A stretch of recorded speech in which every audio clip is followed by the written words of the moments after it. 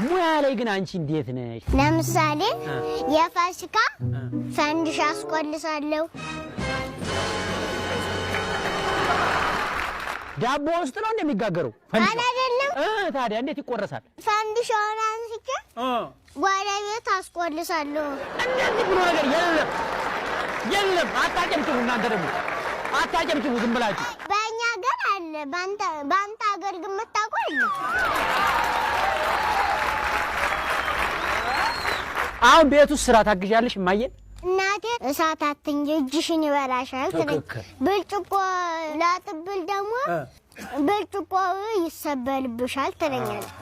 ስለዚህ እኔ የእሷን ትእዛዝ ስለማከብር እሳትም አልነካም።